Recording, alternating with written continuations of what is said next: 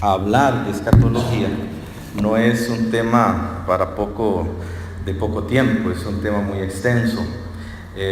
Hablar en 3 meses el tema de escatología es bastante difícil, así que yo sé que algunos de ustedes han estado con algunas lagunas en cuanto a algunas cosas que se han dicho y tienen dudas.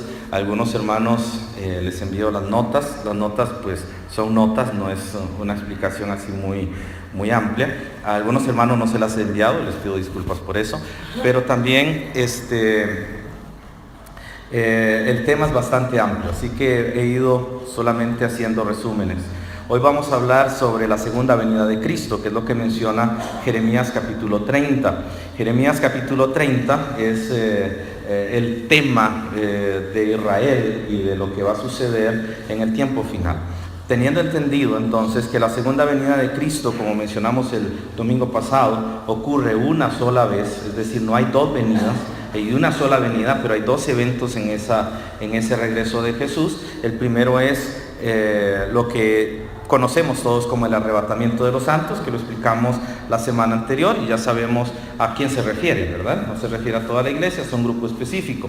Pero cuando también hablamos de la segunda venida, hablamos de Jesús viniendo a establecer el reino milenario y a establecer su reino de 1000 años. Entonces la segunda venida de Cristo va a tener varias etapas. Y hoy quiero hablar, si me permite el tiempo y logramos, quiero hablar sobre los juicios y quiero hablar sobre el gran trono blanco, sobre el tribunal de Cristo y sobre las bodas del Cordero. Y sé que son muchos temas, pero hice un pequeño resumen, vamos a ver cómo salimos con esto en cuanto al tema. Pero es importante que entendamos que eso es lo que va a suceder al final de la tribulación. Todos esos eventos suceden en un periodo de la tribulación. Lo primero que nosotros vamos a ver es que cuando hablamos de la tribulación, hablamos del tiempo de angustia de Jacob. Es el tiempo en que Israel es el centro otra vez de la atención de Dios, pero va a sufrir mucho. Van a haber impíos, van a haber creyentes en Israel, pero las naciones que están a su alrededor van a ser juzgadas de acuerdo al trato que le den a los israelitas. Mientras que ahorita vivimos por la fe y usted cree en Jesús como Señor y Salvador, y cuando usted es salvo es eternamente salvo, y podría ser que en algún momento de su vida falle, peque o haga algo indebido, Cristo Jesús ha muerto por esos pecados y confesarlos es el único requisito para volver a establecer comunión. Pero cuando hablamos del periodo de la tribulación hay un cambio radical.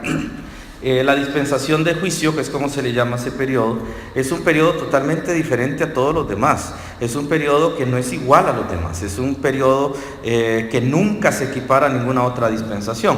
Es decir, no encuentra usted ni siquiera en la ley de Moisés lo que va a suceder en la tribulación. Se profetiza algo al final sobre un nuevo pacto y se profetiza que después de eso, es decir, cuando se anula el antiguo pacto, va a suceder todas estas cosas.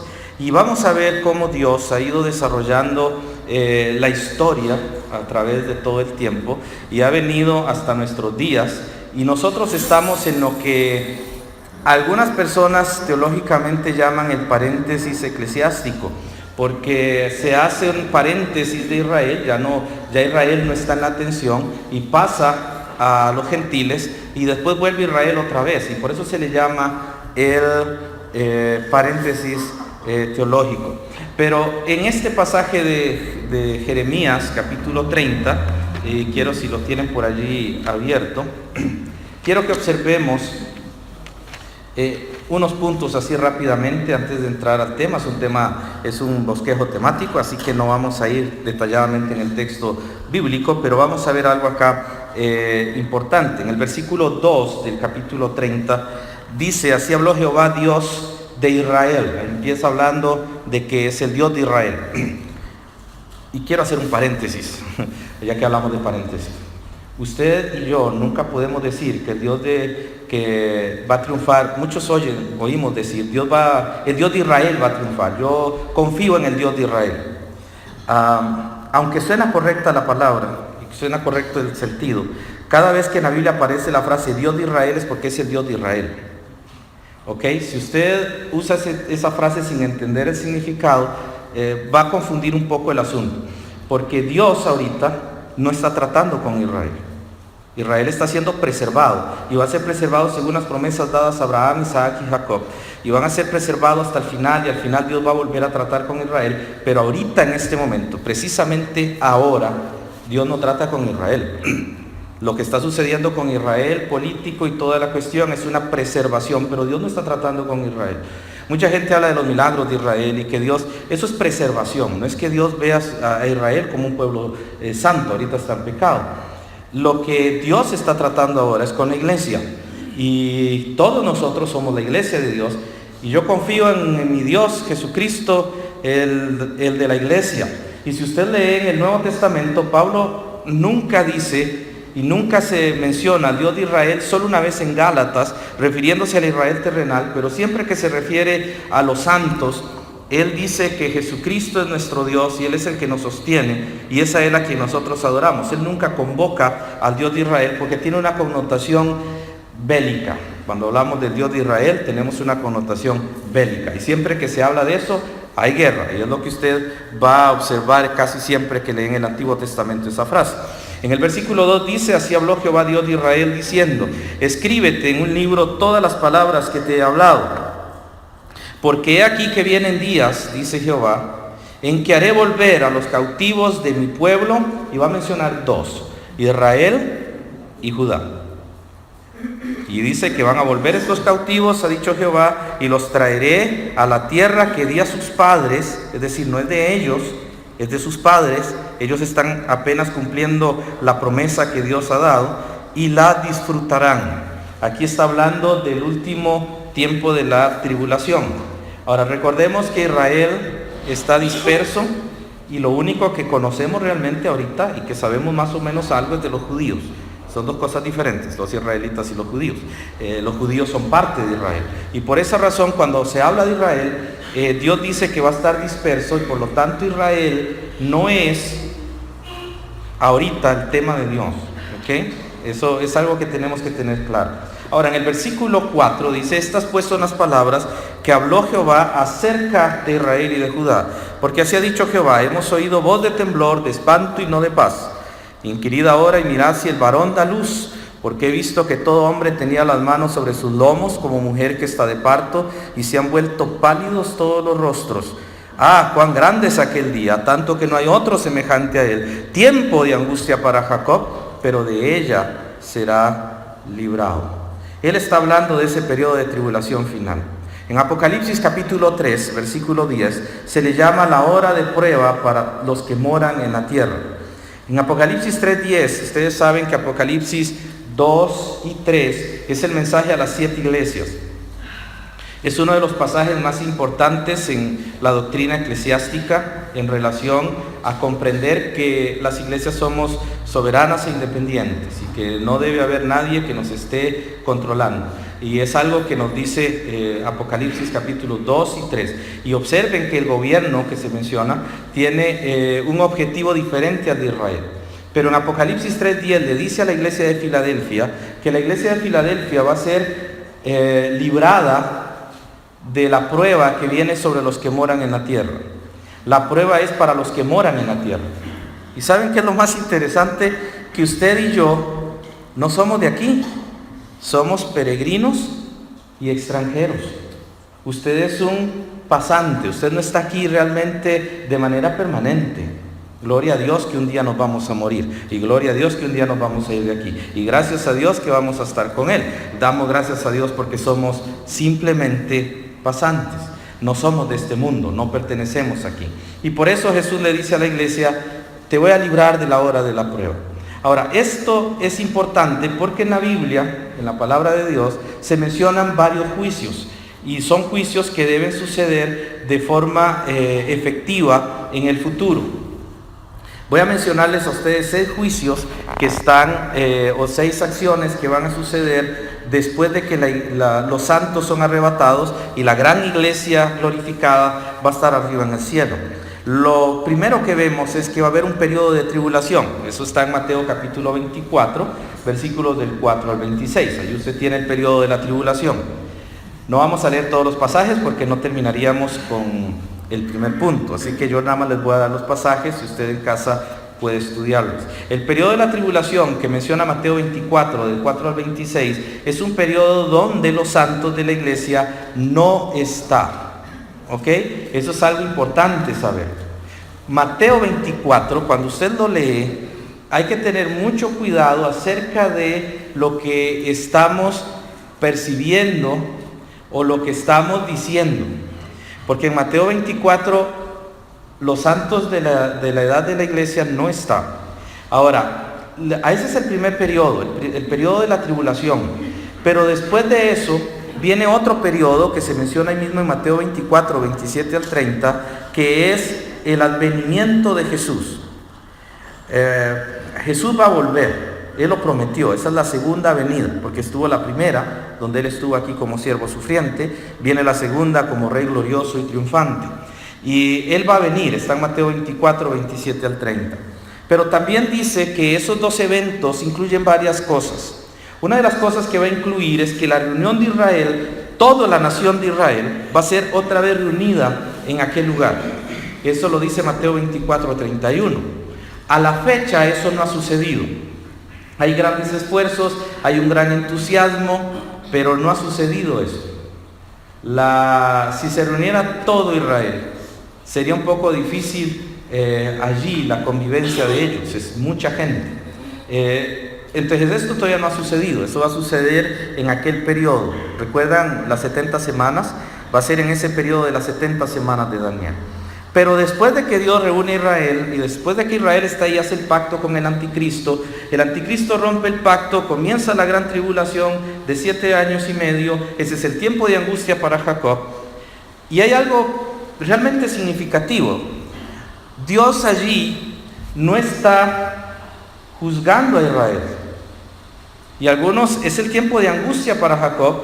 Él viene a probar a su pueblo en cuanto a la fe del evangelio. Y ellos tienen que pasar eso.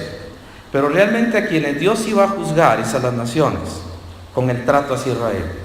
Después Dios tiene que juzgar a Israel al final de los tiempos, según Mateo 25, del 1 al 30. Dios tiene que juzgar a Israel. Y después de eso, Dios va a juzgar a las naciones. Y hermanos, el problema del término nación con nosotros es que cuando hablamos de naciones, por ejemplo, hablamos de Costa Rica, o hablamos de Nicaragua, o hablamos de Panamá, o hablamos de cualquier país, eso es una nación. En la Biblia no es ese el sentido de nación, y por eso es que a veces confundimos algunas cosas. Hasta hay un canto que dice América será para Cristo y todas las naciones, y menciona países. Bíblicamente no calza eso. Bíblicamente el término gentiles o término naciones, que es el mismo término en griego, tiene que ver con etnias y tiene que ver con familias y tiene que ver con grupos de personas que están emparentadas de alguna manera, no meramente con un asunto político. Está hablando con algo que es mucho más profundo que eso. Usted y yo quizás no lo podemos distinguir en Costa Rica, pero Dios sí puede distinguir esas etnias en Costa Rica. Y Dios puede distinguir, lo que es la forma en que está constituida todas las naciones. Entonces dice que va a juzgar a las naciones. No significa que Dios va a llamar a los Estados Unidos para juzgarlo. En aquel tiempo Dios no va a hablar de Estados Unidos, va a hablar de naciones. Y las naciones de todas las razas, tribus y lenguas se van a presentar delante de Él. Y cuando se habla de naciones se habla de grupos de personas reunidos con un propósito y con un parentesco cercano. Entonces a eso es a lo que se refiere la Biblia. Y eso está en Mateo 25, 31 al 46, donde Él va a reunir a todas las naciones para juzgarlas. Y es muy interesante porque después de que pasa eso viene el reino milenial. Pero hermanos, cuando hablamos de los juicios, a veces es un poquito difícil aceptar que los juicios tienen que darse. Y de hecho hay una moda y hay una forma de pensar que Dios no puede castigar porque Dios es amor. Y como Dios es amor, Dios no puede castigar y Dios tiene siempre que perdonar, o por lo menos los aniquila, los destruye y ya nadie más sufre, porque Dios no puede hacer eso, es un Dios de amor no hace eso. Y confunden el término amor con tolerancia, o con compasión. Realmente el amor es distinto. El amor es sufrido, es benigno. El amor todo lo cree, todo lo sufre, todo lo soporta. El amor nunca deja de ser. El amor es algo que no entendemos. Es algo que podemos tener, pero no lo entendemos a cabalidad. Y el amor de Dios no puede permitir el pecado. Ahora, cuando venimos a los juicios, tenemos el juicio de Israel. Y quiero que vayamos a Zacarías, por favor, capítulo 14. Zacarías, capítulo 14.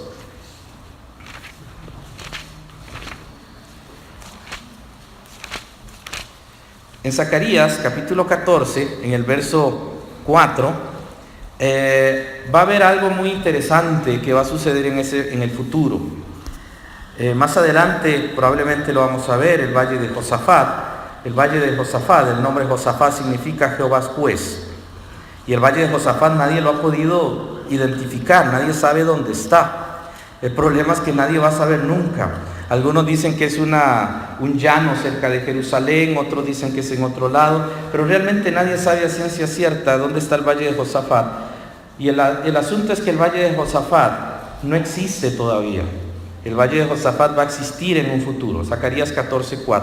Y se afirmarán sus pies. Está hablando de Jehová cuando viene a pelear con las naciones el día de la batalla. Se afirmarán sus pies en aquel día sobre el monte de los olivos, que está enfrente de Jerusalén al oriente. Y el monte de los olivos se partirá por en medio, hacia el oriente y hacia el occidente, haciendo un valle muy grande, y la mitad del monte se apartará hacia el norte y la otra mitad hacia el sur. Observe que el monte de los olivos, cuando Jesús venga, es el lugar donde Jesús va a venir. Por algo oraba él todos los días allí. Él sabía algo que sus discípulos no sabían. Jesús sabía que él iba a poner su pie ahí otra vez. Y cuando él venga, va a poner el pie sobre el monte de los olivos y se va a partir en 4 y se va a hacer un gran valle. Y esto no es simbólico.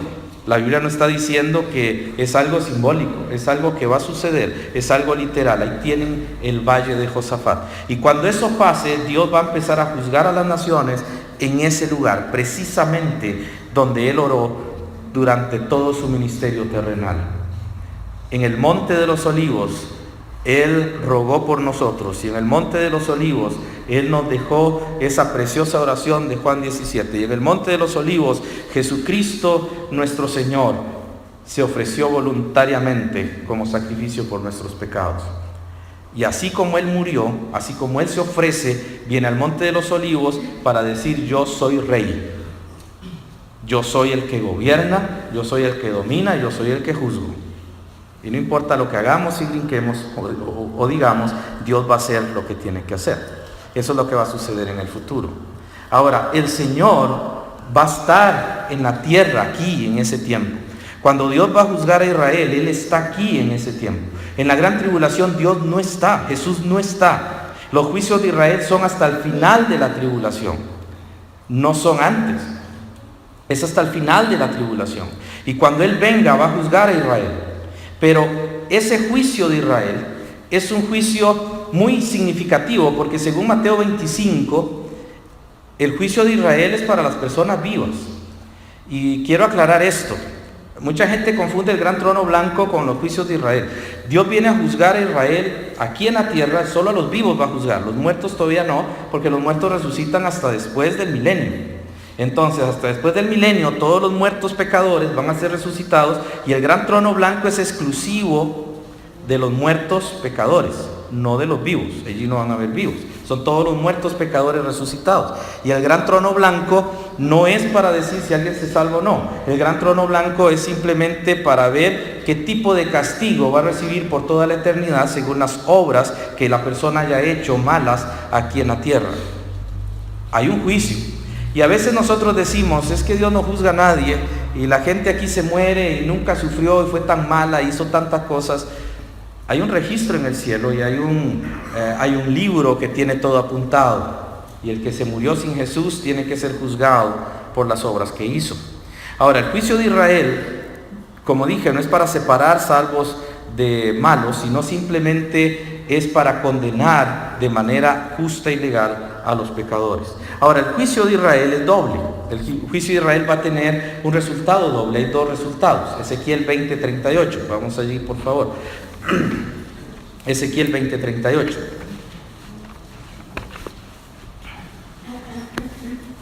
En Ezequiel 20:38, el Señor dice lo siguiente: y apartaré de entre vosotros a los rebeldes y a los que se rebelaron contra mí, de la tierra de sus peregrinaciones los sacaré, mas a la tierra de Israel no entrarán, y sabréis que yo soy Jehová. Es muy interesante porque la frase en el verso 38, apartaré de entre vosotros, también se puede traducir tomaré de entre vosotros. ¿Recuerdan? Uno será tomado y el otro será dejado. Y estamos hablando en Mateo 24 del día del juicio, ese momento final de la tribulación. Dios viene a dividir a dos grupos. Entonces, a los que no son salvos, Dios los va a tomar y ellos van a ir al juicio, van a morir. Ahora, el otro grupo que se menciona también allí en Ezequiel 20, en el verso 37, ¿verdad? Vean que en el verso 37 dice: os haré pasar bajo la vara y os haré entrar en los vínculos del pacto. ¿Recuerdan la vara del pastor? La vara del pastor no es para castigar a las ovejas. Nunca se usó la vara para castigar a las ovejas. Cuando la Biblia dice castigarás a tu hijo con vara, el término vara es acerca de las ovejas. No está hablando de castigo. Porque cuando se habla de castigar allí, está hablando de otro proceso disciplinario de las ovejas. Ellos ponían la vara, la extendían con su mano y la oveja pasaba debajo. La oveja pasaba y ellos podían decir 1, 2, 3, 4 y podían contarla. Ahora, cuando venía una oveja pintada, que ellos consideraban inmunda, con la vara la sostenían y le daban vuelta y la tiraban hacia otro lado, la enviaban hacia otro lado. Eso es lo que hacían los pastores. Por eso es que la vara es tan importante. Jehová es mi pastor, nada me faltará. En lugares de delicados pastos me hará descansar, junto a aguas de reposo me pastoreará, confortará mi alma, me guiará por sendas de justicia por amor de su nombre. Tu vara y tu cayado me infundirán aliento. ¿Cuándo dice que la vara produce temor? Me infundirán aliento, porque ese es el deseo de la vara, es saber ser contado, es ser contado de la manera correcta. Y dice que van a ser pasados sobre la vara y ellos van a entrar en el vínculo del pacto. Y por eso dice que va a apartar entre ellos a los rebeldes. Cada vez que viene alguien que no es salvo, lo va a empujar y lo va a tirar a otro grupo. Entonces Dios lo que va a hacer es la escogencia que Jesús menciona en Mateo capítulo 24, donde Él habla de la separación de las naciones, de los buenos y malos. Y Dios va a hacer eso al final de los tiempos con las personas vivas, no los muertos, porque los muertos no están. Dios va a hacer eso solo con las personas vivas. Ese es el juicio de Israel.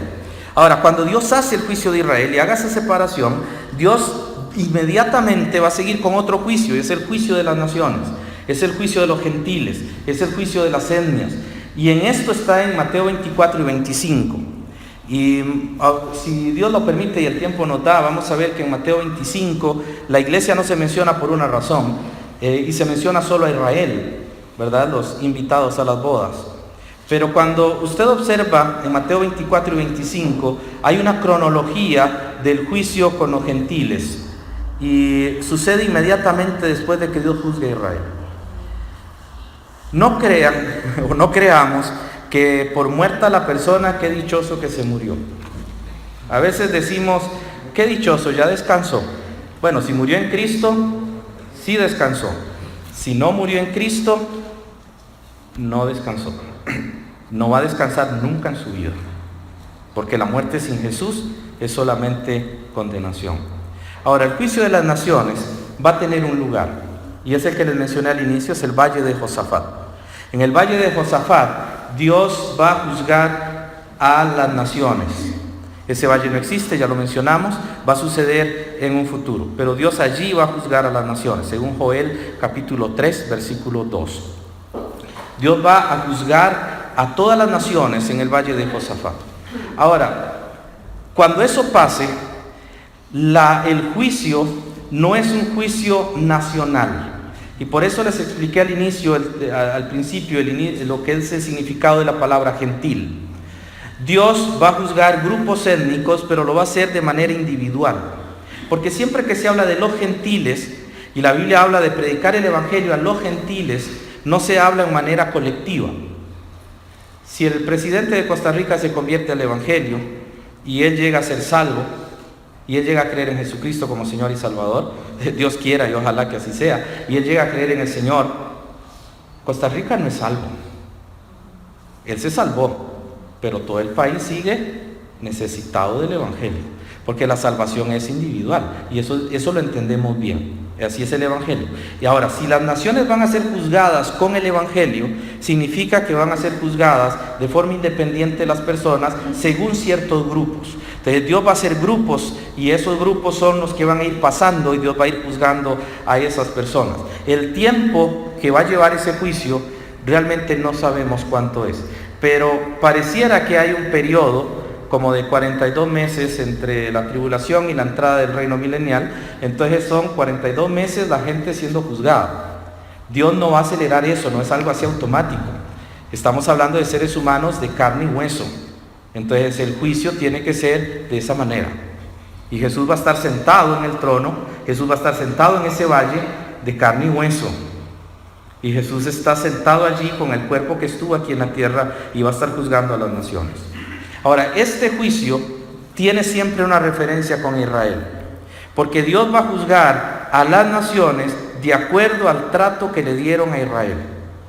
Porque ese juicio es para los de la tribulación, no son para los de ahorita, los pecadores de ahora. Esos van a ir al gran trono blanco, eso lo vamos a ver después. Pero ahora, en este momento, que se está viviendo lo de la gran tribulación y ya pasó, Dios va a juzgar solo a los vivos. Ahora, este juicio tiene que ver con todo Israel y tiene que ver con lo que Israel ha hecho. Y recuerdan que Dios ha elegido un grupo de judíos para predicar el evangelio. ¿Recuerdan el número de ese grupo de elegidos? 144,000 sellados. Estos judíos no se contaminaron con mujeres, dice la Escritura. No dice que son solteros. Dice que no se contaminaron con mujeres. Significa que si son casados, fueron fieles siempre a su esposa. Y significa que si eran solteros, nunca fueron inmorales. Fueron personas que siempre tuvieron la moral cristiana. Entonces Dios va a escoger 144,000 sellados, 12,000 de cada tribu, para que vayan a predicar el evangelio. Dios los va a sellar para que ellos no mueran durante esos 7 años. Ellos no van a morir, pero los demás judíos sí. Hermanos, 144,000 personas. Si usted piensa en lo que pudiera haber ahorita de israelitas, son millones. La cantidad, me imagino que está un poco difícil de enumerar. Y cuando Dios reúna a Israel, va a ser millones de personas. Pero solamente 144,000 van a ser preservados de no morir en ese momento. Ahora, la salvación, usted sabe que nunca ha sido por obras. Usted no es salvo por lo bueno que es. Usted no es salvo por lo agradable que es. Usted no es salvo porque viene todos los días al culto. Usted no es salvo porque da el diezmo. Usted no es salvo por eso. Si usted piensa, o yo pienso que soy salvo porque soy fiel y doy el diezmo, con ese mismo pensamiento me voy al infierno. La única manera en que yo puedo ser salvo es creyendo en Jesucristo como Señor y Salvador. Todo lo demás que haga puede ser una gran obra, puede ser una gran bendición y puede ser una excelente obediencia a Cristo, pero no me da salvación. La salvación es solamente por la fe en Jesucristo. Y estos 144,000, si son sellados, significa que ellos creyeron en Jesucristo como Señor y Salvador. Entonces no estamos hablando de personas que no conocen a Jesús. Ahora, antes de continuar, quiero aclarar una cosa. Ellos nunca van a ser de la iglesia. Los de la tribulación nunca van a permanecer a la gran iglesia que va a estar en el cielo. Nunca va a pasar eso. Porque ellos no son del periodo eclesiástico, son de otra dispensación.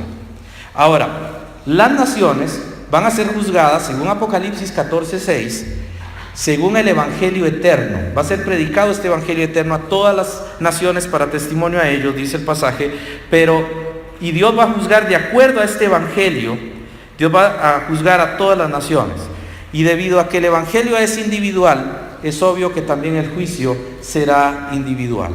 Ahora, Dios va a juzgar a estas personas. ¿Y cuál va a ser el resultado? ¿Recuerdan el resultado con Israel? Van a haber personas que se van a perder, van a haber personas que se van a ir al infierno, van a haber personas que van a estar entrando al milenio. Aquí va a suceder lo mismo. Habrá un grupo de personas que van a ser invitadas. Y esta parte es muy significativa. El tiempo se fue, ¿verdad? Esto es muy significativo. Porque las personas van a ser invitadas, hermanos, a lo que es entrar al milenio, porque no es para ellos. El reino es para Israel, es la promesa de los padres. Por eso es que estas personas no entran tampoco a la iglesia. Los gentiles de la tribulación no van a ser parte de la novia. Ellos son invitados junto con los judíos. Eso está en Mateo 25, versículo 34.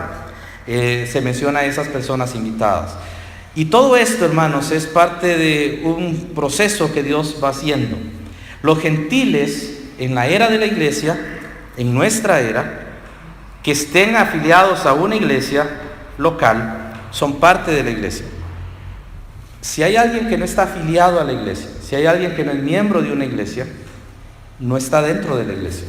Él es hijo de Dios, es parte de la familia de Dios, se ha creído en Jesucristo, pero no es miembro de ninguna iglesia. Entonces no es miembro de la iglesia, es un errante, ¿verdad? Y eso es muy peligroso. Nosotros tenemos que estar siempre en una iglesia, tenemos que ser miembros de una iglesia. Ahora, la Biblia dice que en ese tiempo esta gente es invitada a las bodas del Cordero, a entrar en el reino, perdón. Y cuando ellos entren al reino, ellos son invitados y tienen que sujetarse al gobierno de Israel. Hay otro juicio, y disculpen que corra mucho, pero el tiempo se va y como les dije es un tema largo, pero hay otro juicio que sé que a muchos les llama mucho la atención, es el juicio de los ángeles caídos. Y los ángeles tienen que ser juzgados, y van a ser juzgados también al final de los juicios de los seres humanos. ¿Saben qué está haciendo Dios con eso? En el nivel creacional, hablando de dignidad creacional, el ser más grande, más poderoso, sabemos quién es nuestro Señor. Él está sobre todas las cosas. Después de Él vienen los querubines. Los querubines son los caballos de batalla de Jesús. Y dice la Biblia que Él cabalga sobre los querubines. Es la figura de Ezequiel capítulo 1, donde Él está sentado en un trono y los querubines lo sostienen. Estos son los seres más altos. Satanás es un querubín protector. En la Biblia hay 5 querubines, no se mencionan más, hay 5 querubines. Hay 4 abajo del trono y hay 1 arriba. Pero en la visión de Ezequiel no aparece el querubín de arriba, el querubín protector. Eso significa que Satanás ya no está allí, ¿verdad? Entonces Satanás es uno de los más grandes. Después de él vienen los serafines.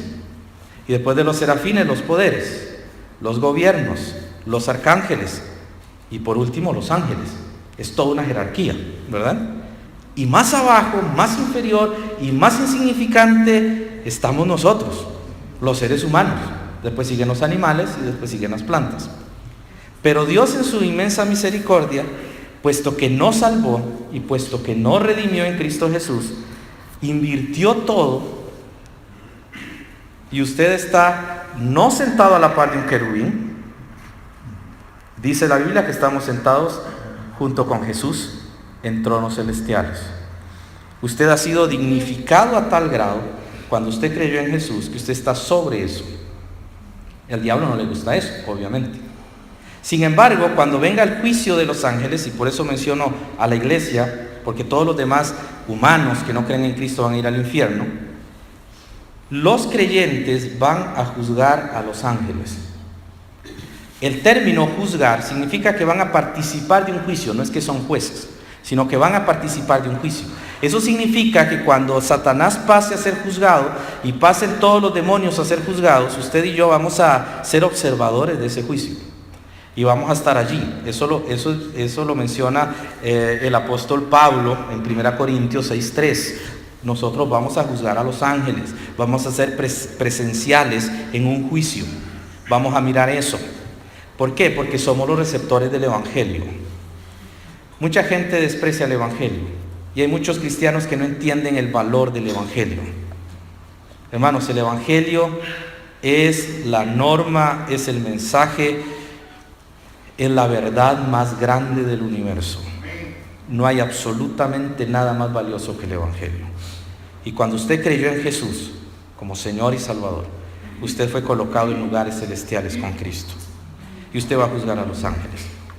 Y la Biblia es bastante significativa en eso. Porque los ángeles, Satanás, serán juzgados, serán lanzados al lago de fuego. Ellos no van al infierno. Recuerden que el infierno y el lago de fuego son dos cosas distintas. El infierno es un lugar en esta tierra que no conocemos, no sabemos dónde está. Es un ente espiritual que no podemos escuchar ni ver, pero que está en este planeta, o por lo menos en el mundo material, según lo revela la Escritura. Mientras que el lago de fuego está fuera de todo lo material y no sabemos dónde está. Y la Biblia dice que tanto el lago de fuego, tanto la muerte como el infierno serán lanzados allí junto con todos los que estén adentro. Esto va a ser el juicio más grande de todos los tiempos. Y usted va a estar allí. Hay un tribunal en el que usted va a estar, en el que yo voy a estar. El tribunal de Cristo no es un juicio con un juez. Es presentarse ante una autoridad que delega una recompensa o señala una pérdida. Ya Él no va a hablar acerca de si usted es salvo o no lo va a condenar, porque usted es salvo eternamente en Cristo. El tribunal de Cristo es para que usted reciba recompensas. Y voy a adelantarme, sé que el tiempo se me fue, pero permítame solamente hacer esto para que podamos verlo. Porque cuando hablamos del gran trono blanco, hablamos de Dios juzgando a todos los muertos de todos los tiempos que no creyeron en Jesús. Desde Adán hasta el final de los tiempos, todos van a entrar en el gran trono blanco. Eso va a suceder al final de los tiempos. Pero Dios va a hacer algo maravilloso, y es que hace una diferencia con nosotros. El tribunal de Cristo se menciona solo en dos pasajes, en Romanos 14:10 y en 2 Corintios 5:10, no aparece en ningún otro lado. Pero se describe en 1 Corintios 3 del 9 al 15. Y a veces leemos eso y no nos estamos dando cuenta que está hablando de lo que Dios va a hacer cuando nos muramos. Usted va a edificar aquí, en su iglesia local. No en la iglesia universal, porque usted no puede edificar allí. No existe nada para edificar. Usted va a edificar aquí, en la iglesia local. Y en la iglesia local, usted toma, ¿cómo va a edificar? Dios le ha dado la libertad de usar materiales. Hay varios materiales. Hay hojarasca, hay madera y hay heno. Hay piedras preciosas, hay oro y hay metal. Usted va a elegir el material con el que va a edificar en la iglesia local. Ahora usted comienza a edificar en la iglesia local con hojarasca.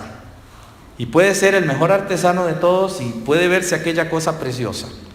Entonces usted, cuando lleguemos allá, para poner un ejemplo, van a ver muchas casitas de madera hermosas y preciosas, y van a ver unas casas quizás toscas de cemento. El problema es que viene el fuego, que es el que prueba todo. Lo hermoso y bonito se va a ir, y aunque el otro se ve tosco y feo, va a permanecer. Dios va a probar todo por fuego. Ahora, va a haber pérdida de los que construyeron con materiales inadecuados. No se van a perder, es salvo así como por fuego. Pero Dios le va a juzgar en el tribunal de Cristo. En ese tribunal Dios va a ver sobre lo bueno y malo que hicimos. Por cada cosa buena que usted hizo, que yo hice, Dios me va a dar una recompensa. Dios me va a dar, la palabra recompensa es pago. Dios me va a pagar eso. Ahora, no es para mí.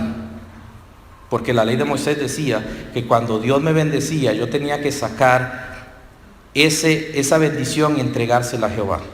Cuando Dios me da eso, que es el tipo, cuando Dios me da a mí la recompensa, no es para mí. Es para que el día que yo llegue al tribunal, yo pueda darle algo a Jesús. Y no sé qué cosas va a llevar usted.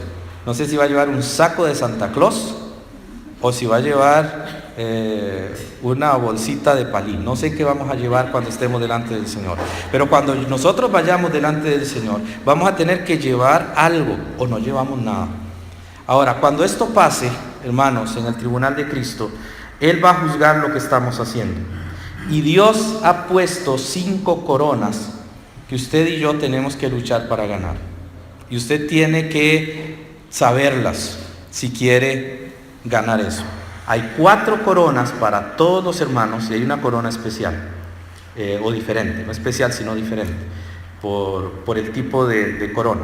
Pero voy a mencionarles las 5 y con eso vamos a terminar. La primera corona, hermanos, tiene que ver con los hermanos y hermanas que logran dominar el viejo hombre. Eso está en 1 Corintios 9:25. Muchas personas y muchos creyentes creen que como ya son salvos no hay que santificarse, no importa cómo yo viva, de por sí yo voy al cielo.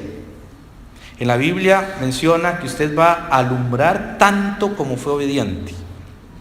Algunos hermanos van a tener que buscar dónde reflejar la luz de otro, muy opacos. Vamos a reflejar para dar gloria a Dios, y conforme sea esa posición, así vamos a estar en el cielo. Hay posiciones también, y al que domine su viejo hombre, este va a tener una corona. ¿Recuerdan qué hace el viejo hombre? El viejo hombre es adúltero, el viejo hombre es fornicario. Recuerden, fornicación incluye todo lo que tenga que ver con la inmoralidad, incluyendo la pornografía. Todo eso está allí. El viejo hombre le gusta la hechicería, el viejo hombre le gusta la estafa, el viejo hombre le gusta el engaño, el viejo hombre le gusta todo lo malo. Los cristianos tenemos que luchar contra eso para tener una corona. La segunda corona es la corona que ganan almas. No sé cuántas almas ha ganado usted o cuántas almas Dios le ha dado a usted, pero cuando usted gana almas, usted gana una corona. 1 Tesalonicenses 2:19. ¿Quiere esa corona? Empiece a ganar.